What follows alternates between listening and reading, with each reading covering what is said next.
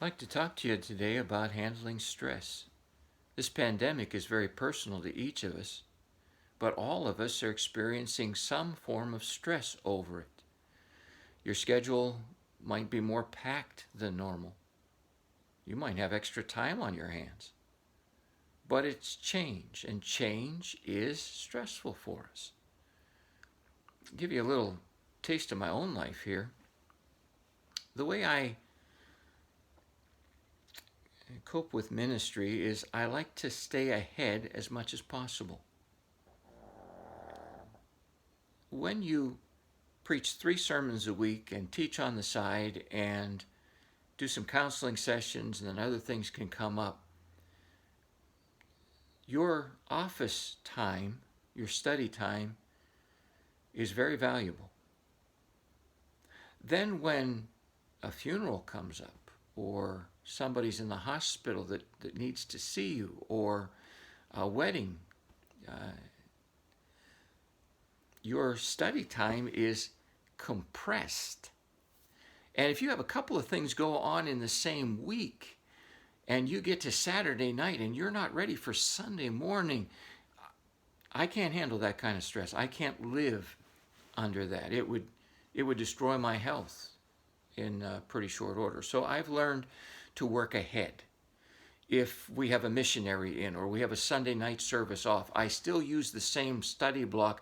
I keep studying. And so slowly but surely I got a sermon ahead and then a couple sermons and then a week's worth of sermons ahead, a couple weeks.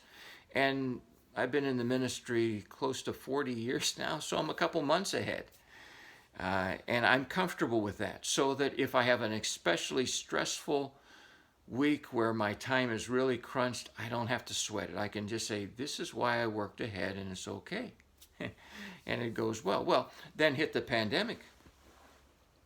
Those backlog of sermons that I have ready and all those PowerPoint presentations, they're not going to work for what I'm doing now. I'm not doing Sunday night and Wednesday night services. I'm doing moments with you every day. You're not going to want to sit there and listen to me talk for 30 or 40 minutes like you might be comfortable enough doing in an evening service. These have to be more like snippets, and I'm trying to keep the time element down with you in mind, but they require a thought, they require study, and then they require some production. And then reproduction, because usually the first take isn't good, and I retape the thing. Then I send them all off to Josh and Andrea, and they've been doing a great job. But one of the things that got mixed up in all of this is I sent them so many files, the files got mixed up, and next Sunday's sermon was last Sunday, and last Sunday's sermon you're going to hear this Sunday. You'll notice that this Sunday's message is out of Acts chapter 1, and last Sunday's was out of Acts chapter 2, so we kind of got them. God bless Josh and Andrea, because they're putting as much time, if not more, into these things than I am. The cutting, splicing, anyway, you got your own stuff that you can relate to in all of that. Well, since it all started all over again, I wasn't ahead, and therefore I felt behind, and I was working long hours every day just trying to get a moment or two ahead. And so there was stress. We have to do things to relieve the stress, especially when you're in ministry. How can I minister to you if I'm an empty cup? So I ran across this article I thought was helpful and I thought might be helpful to you. And it says 17 ways to deal with your stress. It's by Bill Murphy Jr. He's got a sweet writing style, very authentic kind of a guy. So just want to pass a couple of these things on to you. First of all, he suggests you take an emotional time out. What's that mean? It means take your mind somewhere else. Get involved in a good book that has nothing to do with your business or whatever. During the first couple of weeks, I had to so delve into new technologies that I wasn't familiar with and so on. And I was, my brain was beginning to lock up and it was getting hard. And I had to say to myself at a certain time of day, that's it. walk away. Find a good movie or program. Let your mind play solitaire for a little while. Take an emotional time. The thing about a good book is, you ever get enthralled in a book, and when you're done with your chapter, or you're done reading for the day, it's almost like you wake up. You've literally been in a different world. You need to do that with your mind. Take an emotional time out every once in a while. Give yourself permission, no matter how vital your job is, it can do without you for a little while. Exercise. You know I'm big on this. Every morning, I take a run. Every other morning, I do some lifting. It's great. But Bill suggests that you actually take an exercise break in the middle of your day. Somewhere between the morning and the afternoon's duties, get out and take a walk. Stretch your legs a little bit. In fact, somebody else I read sets a timer every 30 or 60 minutes. The timer goes off, and they set it across the room so they have to go, turn the timer off. At least change your position. Get up for a little while. A little exercise. Get the blood flowing. That can really help. His third suggestion, take a physical time out. Get out of the situation, just like doing the exercise, like number 2 said. Physically do something different than if you work with your hands, you may want to sit down and relax. If you are working with your mind, you want to get your blood pumping a little bit. Number 4, we've talked about before.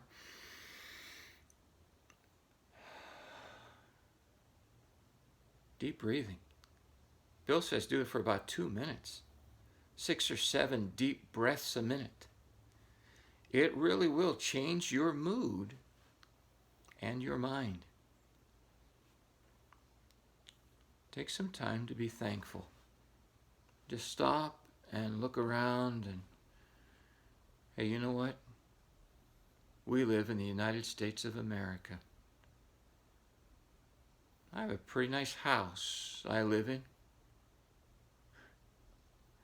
Our refrigerator is right now packed with food. Cooking is one of my distractions. And Barb's been pitching in too recently with the cooking. She's a good cook. Be thankful. Pray. I start my day with prayer. Time with the Lord. And then at odd times, Barb will say, we need to pray. Sometimes it's first thing in the morning. Sometimes it's mid-morning. Sometimes it's at night. And I like that. I like stacking prayer.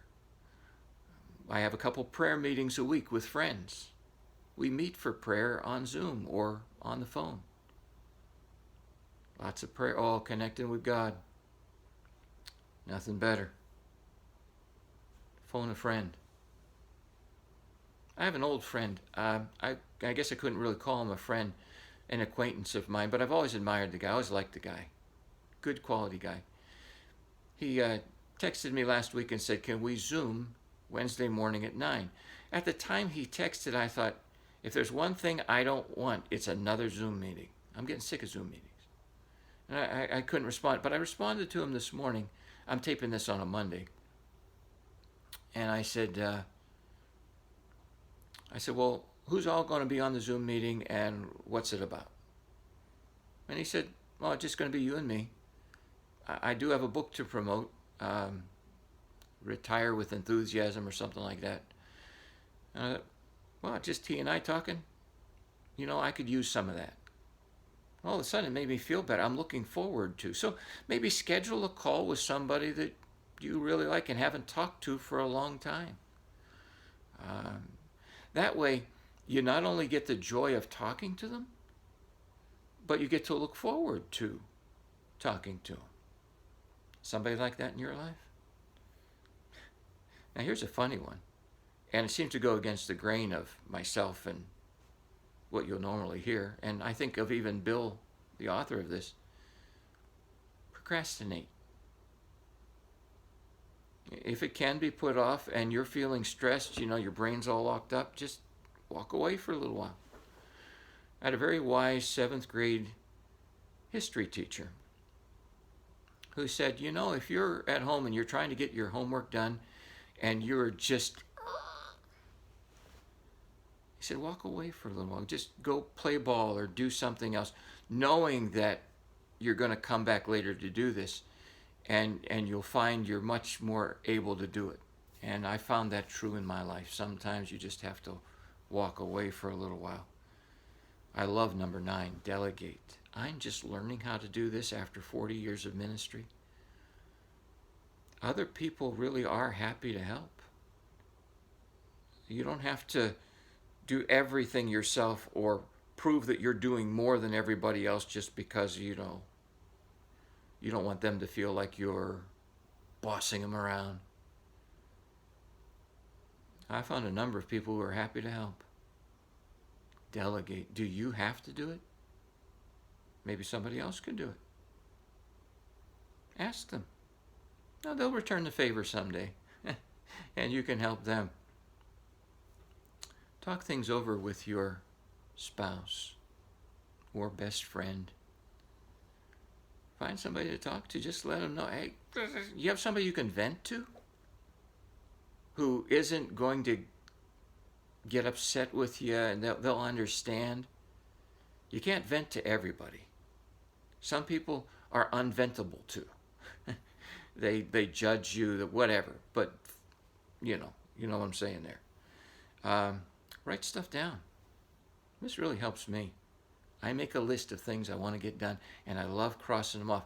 I even cross off things I've already done. I'll write them down and then cross them off right away. It makes me feel better. I think maybe it'll work for you too. Take a nap. Yes. There are times, especially after lunch, when I'm reading or studying, and my eyes get really heavy and I kind of hard. You try reading with one eye and do the other. I'm not absorbing anything in that state. I've learned to just, you know what, lay my head back 10, 15 minutes. Bill suggests a 30-minute nap. If that's your thing, God bless you. But man, when I wake up, boom, my mind is firing on all cylinders. I'm absorbing what I'm reading. And I find that the time, in fact, studies have shown this, the time put into a nap is more than made up for with the productivity you're able to have after your body has been refreshed with a little bit of sleep. Map your progress. Stop every once in a while and take a look. Doing this has caused me to look back over my shoulder and say, you know what? I am a Sunday ahead in my sermons. That's how we got them mixed up. That's progress. This is Monday. I'm finishing a week of moments. I'm not into next week yet, but I'm finishing a week of moments. That's progress. Hallelujah. I can do Zoom now, whereas it was so tense for me to do those Zoom meetings at first. I didn't know what I was doing. Number 14 is easy enough for all of us. Drink some water. Drink a lot of water. Studies have shown increasing your water intake improves your mood. Who knew?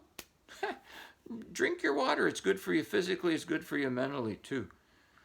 Number 15, turn stuff down. Say, I'm sorry, I can't. I ask for suggestions. Sometimes I get more than I want, and I have to say, sorry, can't.